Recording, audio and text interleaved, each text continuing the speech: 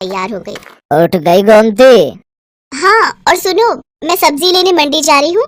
तुम ब्रेड और दूध बंटी को बोल देना, ले आएगा। चाय ब्रेड खाकर ही दवाई लेना। हाँ हाँ ले लूंगा, तू भी ध्यान से जाना। गोमती का पति किशन बीमार रहता था, इसलिए घर का खर्च चलाने के लिए गोमती सब्जियां बेचने लगी। गोमती सुबह सुबह की ताजी सब्जी खरीदने के लिए बड़ी मंडी जाने लगी। गोमती ताजी सब्जियां खरीद कर लाती और बाजार में ताजी सब्जी का ठेला लगाती।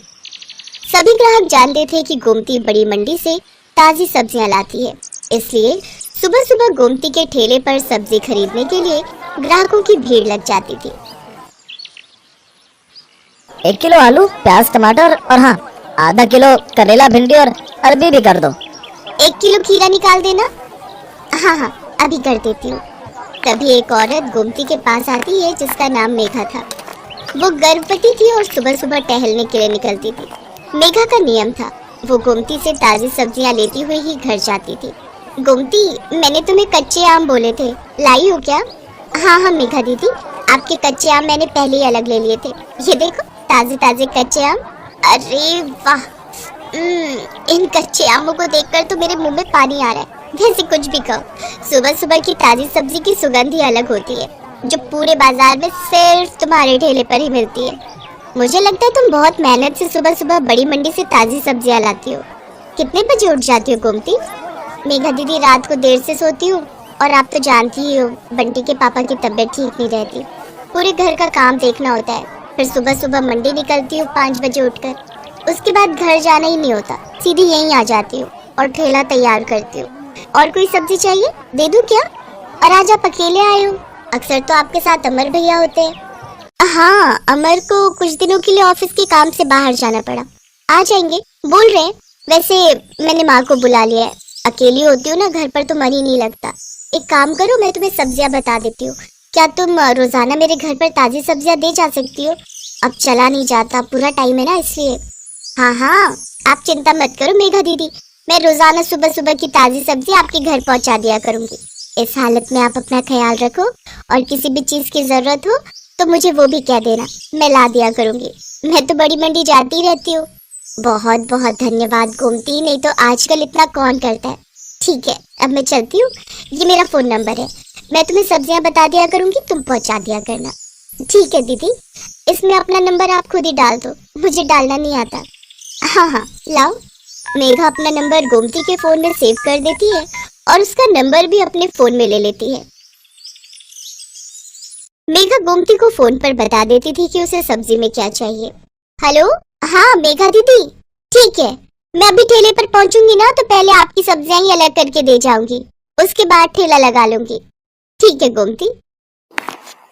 तुम्हारी ये सब्जी वाली बहुत अच्छी है, बेचारी रोजाना सुबह सबसे पहले तुम्हारी ही सब्जियां अलग करके दे जाती है। इसकी दी हुई भिंडी मैंने कल काटी थी, एक भिंडी खराब नहीं निकली, सब ताजी कच्ची कच्ची भिंडी थी। हाँ माँ, बहुत अच्छी है गोमती, पर बेचारी का पति बीमार रहता है, 3 छोटे छोटे बच्चे हैं, अकेले ही सब्जी बेचकर घर का गुजारा कर रही है। गोमती सच में बहुत अच्छे स्वभाव की थी, ये बात मेघा और उसकी मम्मी जानते थे। एक दिन बहुत तेज बारिश हो रही थी, सड़कें पानी से भर गई थी, निकलने का भी कोई रास्ता नहीं था। गोमती सब्जियां तो ले आई थी पर ठेले पर नहीं लगा रही थी।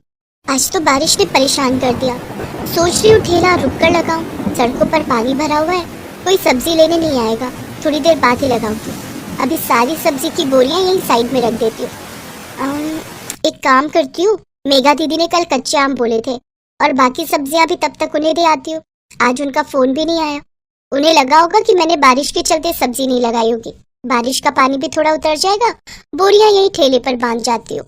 गोमती ने सब्जी की बोरियां ठेले पर बांध दी और ठेले को जंजीर से बांधकर वो सब्जियां देने के लिए मेघा के घर चली जाती है। पर वो देखती है कि मेघा की तबीयत बहुत खराब है और जिस डॉक्टर से उसका इलाज चल रहा है वो उसका फोन नहीं उठा रही है। अस्पताल में भी कोई फोन नहीं उठा रहा, जिस वजह से मेघा और उसकी मम्मी बहुत परेशान हो रहे थे। मम्मी, कोई भी फोन नहीं उठा रहा, मेरा दर्द बढ़ता जा रहा है, मुझे लग रहा है मेरा लेबर पेन स्टार्ट हो गया है। मुझे भी यही लग रहा है कि तुम्हारे बच्चे का दर्द शुरू हो गया है। एक तो बारिश में कोई कैब भी बुक नहीं हो रही। आंटी जी आप चिंता मत करो, यहाँ थोड़ी दूरी पर ही मेरी जान पहचान वाले एक ऑटो वाले भैया रहते हैं, मैं अभी उन्हें लेकर आती हूँ। मुझे लगता है आज बारिश की वजह से वो काम पर नहीं गए होंगे। गोमती उस ऑटो वाले के घर जाती है जिसे वो जानती थी। बारिश की वजह से ऑटो वाला भैया आज काम पर नहीं गया था। गोमती के कहने पर वो अपना ऑटो निकाल लेता है। वो सब मेघा को अस्पताल ले जाते हैं। गोमती मेघा की मम्मी के साथ वहीं रहती है। बारिश भी अब रुक चुकी थी। पानी सड़कों से उतर गया था। मेघा के हस्बैंड को जब ये बात पता चलती है तो वो सीधा हॉस्पिटल ही आ जाता है। मेघा एक बेटी को जन्म देती है। थैंक यू गोमती, अगर आज तुम ना होती तो ना जाने कितनी परेशानी हो जाती। अमर, तुम्हें पता है गोमती ही ऑटो वाले भैया को लेकर आई थी। थैंक यू गोमती, तुमने आज हमारी बहुत मदद की है। इसमें थैंक यू की कोई बात नहीं है भैया, ये तो मेरा सौभाग्य है कि मैं मेघा दीदी की मदद कर सकी। और मैं बहुत खुश हूँ कि मेघा दीदी ने इतनी प्यारी सी गुड़िया को जन्म दिया है। अब तो मैं मिठाई खाऊंगी। गोमती को ध्यान ही नहीं रहा। वो अपना ठेला और सब्जियां सुबह से छोड़ कर आई हुई थी। सब सब्जी वाले बारिश की वजह से वहां से जा चुके थे। गोमती देखती है उसका ठेला और सब्जियां कोई चोरी करके ले गया। गोमती बहुत रोती है। ये बात जब मेघा और अमर को पता चलती है तो वो गोमती की मदद करते हैं। गोमती, हमारी अपनी दुकान कब से खाली पड़ी थी, अब तुम हमारी दुकान को अपनी सब्जी की दुकान बना लो। अब से तुम दुकान पर बैठकर सब्जी बेचा करो और टेंशन मत लो। हम तुमसे दुकान का कोई किराया नहीं लेंगे। तुम आराम से अपनी सब्जी की दुकान चलाओ।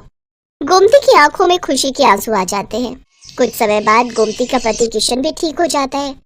अब वो दोनों मिलकर मेहनत से सब्जी की दुकान चलाने लगे। दुकान बनने की वजह से गोमती के पास और भी ग्राहक बढ़ गए। सब जानते थे कि अगर सुबह सुबह की ताजी सब्जी कहीं मिल सकती है तो सिर्फ गोमती सब्जी वाले की दुकान।